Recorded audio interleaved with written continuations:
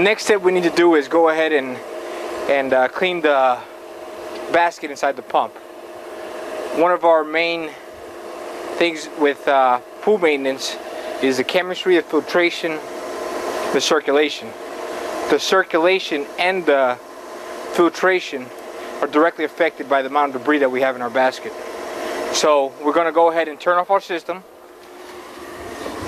turn off our pump.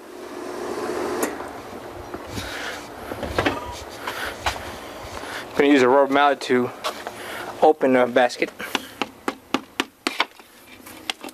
When you open your basket, you're going to inspect the O-ring. Make sure it's not cracked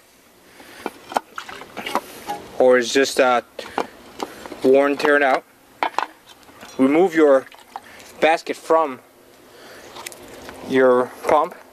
Remove any debris. Return it to the system and replace your basket.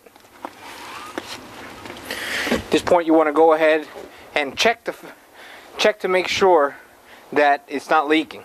So what you're going to go ahead and do is turn on your filter again.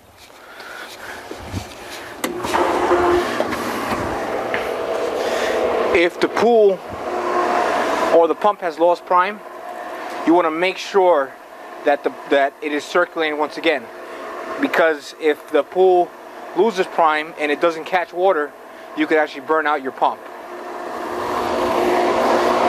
And we have caught prime, so at this point I can feel safe about my cleaning my basket in the pump.